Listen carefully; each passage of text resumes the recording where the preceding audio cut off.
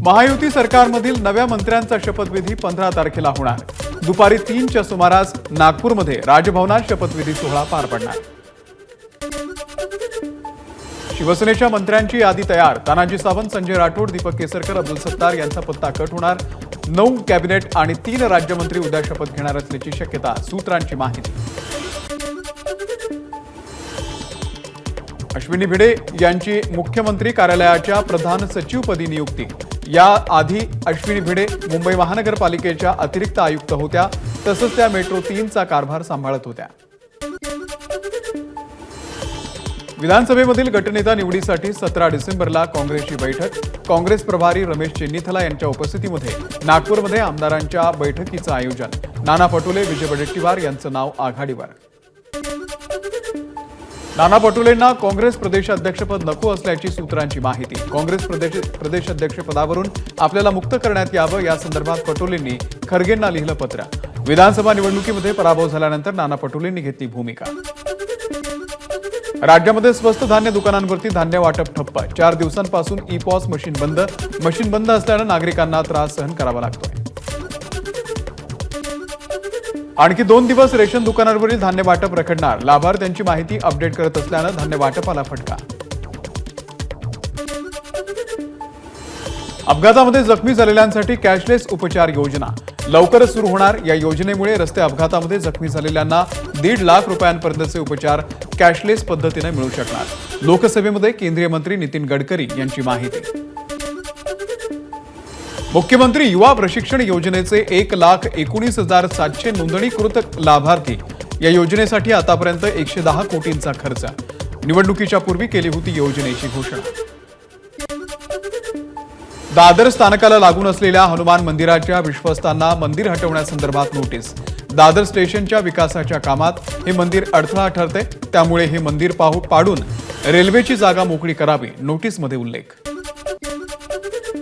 कुर्ला बस अपघातानंतर MSRTC action मोडमध्ये। खासगी कंपनी इवे ट्रान्स या कंपनीनं टेंडरच्या अटींचं उल्लंघन केलं, त्यामुळे MSRTC कंपनीविरुद्ध कडक कारवाई करण्याच्या विचारात। बेस्टच्या भाडे तत्वावरील ड्रायव्हरची होणार सरप्राईज टेस्ट। महाव्यवस्थापकांचे कंत्राटदारांना निर्देश। कोणत्याही ठिकाणी बस थांबवून ही टेस्ट करण्यात येईल, यासाठी अधिकाऱ्यांची टीम तैनात। बेस्ट बस अपघाताच्या निषेधार्थ भीम आर्मीचं कुर्ला आगारामध्ये आंदोलन। चालकासोबतच बेस्ट व्यवस्थापक, ठेकेदार, BMC अधिकारी यांच्यावरही गुन्हा दाखल करण्याची आंदोलकांची मागणी। नवाब मलिक यांच्या विरोधातील प्रकरणाचा तपास 4 आठवड्यांमध्ये पूर्ण करू, मुंबई पोलिसांची हायकोर्टामध्ये हमी। अॅट्रॉसिटी गुन्ह्यामध्ये कारवाई का नाही, समीर वानखेडे यांचा याचिकेद्वारे सवाल। अरुण गवळीचा फर्लो अर्ज नाकारल्याचं कारण 7 दिवसांमध्ये स्पष्ट करा, हायकोर्टाचे राज्य सरकारला निर्देश। हायकोर्टाकडून जेल प्रशासन आणि राज्याच्या गृह विभागाच्या DIGंना नोटीस जारी। भारतीय रिझर्व्ह बँक उडवून देण्याच्या धमकीनं खळबळ। रिझर्व्ह बँकेच्या अधिकृत संकेतस्थळावरून रशियन भाषेमध्ये धमकीचा मेल। रमाबाई मार्ग पोलीस ठाण्यामध्ये अज्ञात आरोपी विरोधात गुन्हा दाखल। बेकायदा फेरीवाल्यांच्या मुद्द्यावरून मुंबई हायकोर्टाचे राज्य सरकारवरती कठोर ताशेरे। तुम्हाला जमत नसेल तर कायदा लोकांच्याच हातात द्या, मग करू द्या काय करायचं ते। हायकोर्टाची तीव्र नाराजी। कोस्टल रोडचं 95% काम पूर्ण। येत्या जानेवारीच्या पहिल्या आठवड्यापर्यंत अंतिम टप्पा सेवेत आणण्याचा प्रयत्न। पुन्हा मुंबईतील हवेचा दर्जा खालावला। कुलाब्यामधील हवेची नोंद अत्यंत खराब श्रेणीमध्ये, तर इतर भागातील हवा देखील मध्यम श्रेणीमध्ये। ठाण्यामध्ये आज आणि उद्या टप्प्याटप्प्यानं होणार पाणी पुरवठा। देखभाल आणि दुरुस्तीच्या कामामुळे पाणी पुरवठा टप्प्याटप्प्यानं होणार। मस्साजोगच्या सरपंच हत्येचा तपास CIDकडे वर्ग। खासदार बजरंग सोनावणे यांच्यासह लोकप्रतिनिधींनी केली होती मागणी। या प्रकरणामध्ये केज पोलीस स्टेशनचे पोलीस उपनिरीक्षक राजेश पाटील यांचं निलंबन। मस्साजोगमधील सरपंच संतोष देशमुख हत्ये प्रकरणामध्ये तात्काळ कारवाई करावी, खासदार बजरंग सोनावणे यांची मागणी। केज पोलीस ठाण्यामध्ये मांडला ठिय्या। परभणीमध्ये पोलिसांनीही वाहनांची तोडफोड केल्याचा आरोप. व्हिडिओ समाज माध्यमांवरती व्हायरल. काँग्रेस नेत्यांकडून पोलिसांवरती कारवाईची जिल्हाधिकाऱ्यांकडे मागणी. छत्रपती संभाजीनगरमध्ये स्वस्त धान्य दुकानावरती लाभार्थ्यांची गर्दी. गेल्या 4 दिवसांपासून सर्व्हर डाऊन असल्यानं ग्राहक त्रस्त.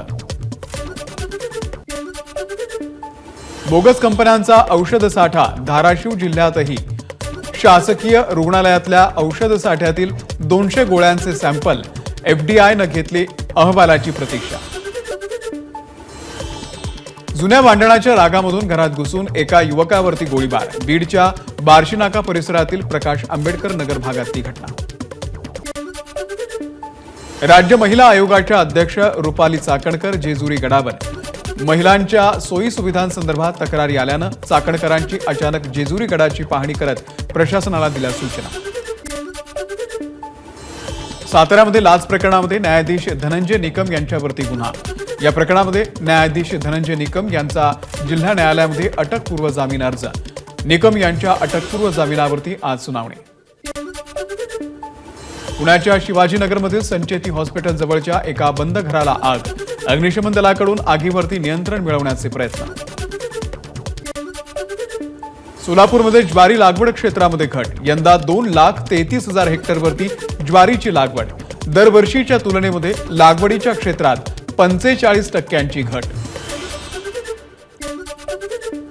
सोलापुरात तब्बल 47,000 हेक्टरवरती बोगस विमा. खरीप हंगामामध्ये सुमारे 38,000 हेक्टरवरती कांद्याची लागवड. मात्र प्रत्यक्षात 85,000 हेक्टरचा विमा उतरवल्याची कृषी विभागाची माहिती. सांगलीच्या तासगाव तालुक्यातल्या वायफळेमध्ये पूर्व वैमनस्यामधून 6 जणांवरती धारदार शस्त्रानं हल्ला. एका युवकाचा मृत्यू तर 5 जण गंभीर जखमी. 12 जानेवारीला शिर्डीमध्ये भाजपचं प्रदेश अधिवेशन. भाजप प्रदेशाध्यक्ष चंद्रशेखर बावनकुळे यांची माहिती. 10,000 भाजपचे पदाधिकारी कार्यकर्त्यांच्या उपस्थितीमध्ये अधिवेशन होणार. तरुणाईला भाजपकडे आकर्षित करण्यासाठी अभियान. नाशिकमध्ये गेल्या 10-12 दिवसांपासून बंद असलेलं धान्य वाटप अद्यापही काही प्रमाणात पूर्वपदावर. डिसेंबर महिन्यामध्ये केवळ 2% धान्य वाटप झाल्याची दुकानदारांची माहिती. नाशिकमध्ये ईव्हीएमच्या विरोधात मोर्चा. मनसेसह महाविकास आघाडीच्या पराभूत उमेदवारांचा या मोर्चामध्ये सहभाग. ईव्हीएमची अंत्ययात्रा काढत राज्यभर तीव्र आंदोलनाचा दिला इशारा. जळगावच्या 40 गावांमध्ये तहसील कार्यालयाच्या समोर राष्ट्रीय करणी सेनेची निदर्शनं. बांगलादेशमध्ये हिंदूंवरील अत्याचार थांबवण्यासाठी भारत सरकारनं बांगलादेश सरकारवरती दबाव निर्माण करण्याची केली मागणी.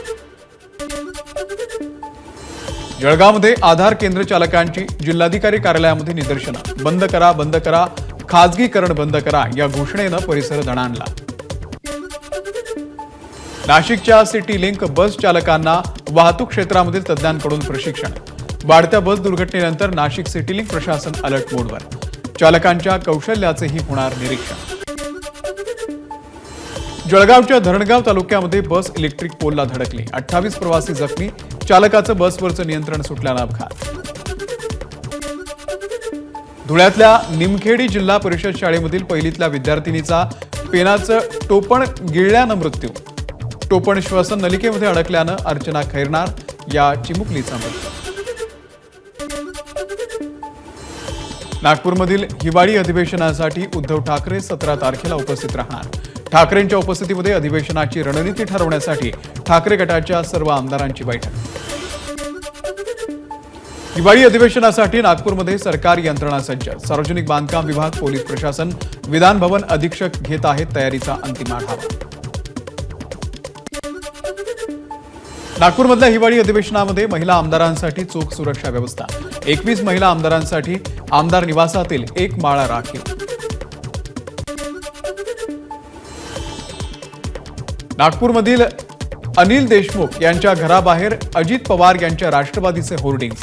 महाराष्ट्राचे दादा असा अजित पवार यांचा होर्डिंग्सवरती उल्लेख. खुल्या बाजारापेक्षा CCI कापसाला 1,000 रुपये जास्त दर देत असल्यानं CCI केंद्रापुढे कापूस शेतकऱ्यांच्या रांगा. CCI प्रति क्विंटल देतीये 7,521 रुपयांचा दर.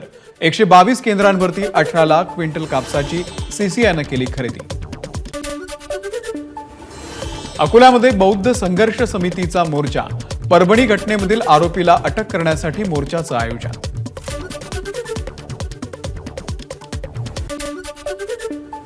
एबीपी माझा, उघडा डोळे बघा नीट.